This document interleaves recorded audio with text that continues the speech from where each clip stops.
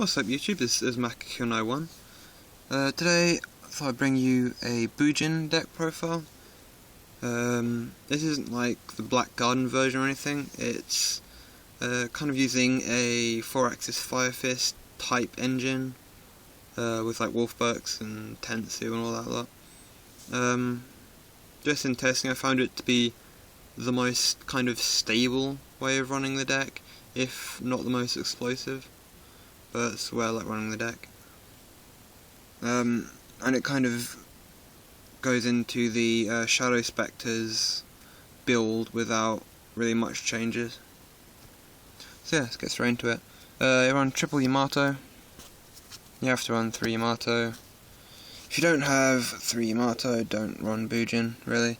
You can struggle to see him enough sort of as is, and he's your only main deck target for your Bujingi effects, so you have to run 3. Next up, the Kalute / Honest of the deck, 3 Bujingi Crane. What this does is during damage calculation, when a Beast Warrior type Bujin monster, so that's either Yamato or Susanoo the Xyz, battles an opponent's monster, discard it to the graveyard, and its attack becomes double its original. So it doesn't double like a boost from Tenki or anything, or like if you're running Horn of the Phantom Beast, it doesn't kick that up to 16 boost. It becomes 36 or 48 respectively, which can be a blessing or a curse, but usually once you use its effect you don't really need to have any more attack. One thing to note, you can't use it on a direct attack, but yeah. For the other Bujingi, I run 2 Quillin. Banish this if you control a Beast Warrior type Bujin, destroy 1 face-up card.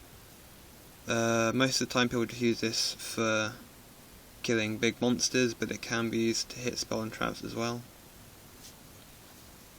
And for the final Bujin monster, 2 Bujingi Turtle. If any Bujin monster you control is targeted by a card effect, you can banish him from the grave to negate that effect. It doesn't destroy the card, but it's still very good protection.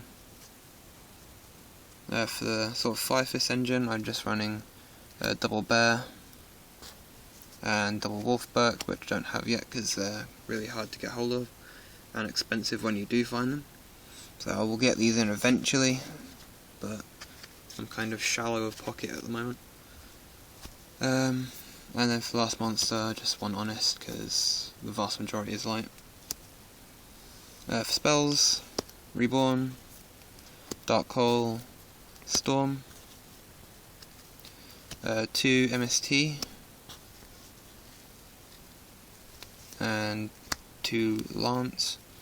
Most of the time, Lance is better than MST, but I'm keeping the MSTs in simply because you could always go up against something like Gravekeepers with Necro Valley and just lose game 1 because you don't have an out to it. So there's that.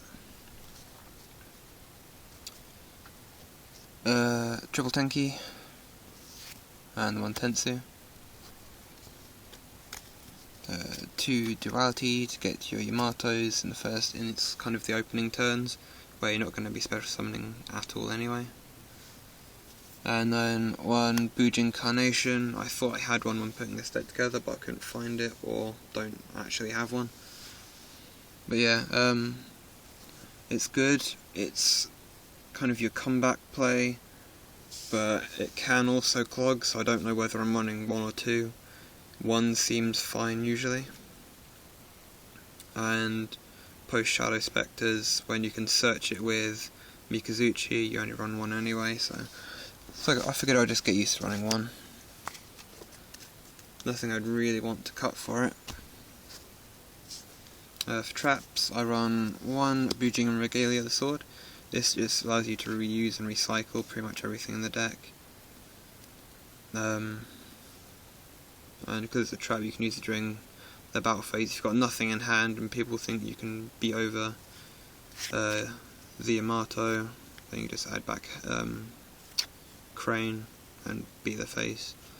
Or if the Yamato dies to like a dark hole or something, you can just add it back during your next turn and then summon it again and keep on going. For the recycling side of things, I'm also running 2 Call of the Horneds. This just allows you to bring back your Yamatos and sort of always keep a monster on field. This is quite important for Kaiser Colosseum, which I don't have at the moment, but I would be running 2 of over Vanity's Emptiness, because while Emptiness is good, I feel it can be a bit restrictive game 1 against yourself, whereas Kaiser Colosseum, you entirely just set the pace of the duel. So if you want to go for an Xyz or Wolfbark play or whatever, then you can, or if you want to go Bujin Carnation or whatever, then you can, but you can't under Emptiness, although Emptiness is definitely worth siding 2 or 3 of, because the deck gets around it most of the time, and obviously locking out special summons completely is very good. 2 Mirror Force, 2 Bottomless, and 2 Breakthrough. Sorry about that, got interrupted. 2 Breakthrough skill. I'm liking this over Chain or Veiler because it doesn't matter as much if you want to pitch it for Yamato, because then you can still use it to negate something in a later turn.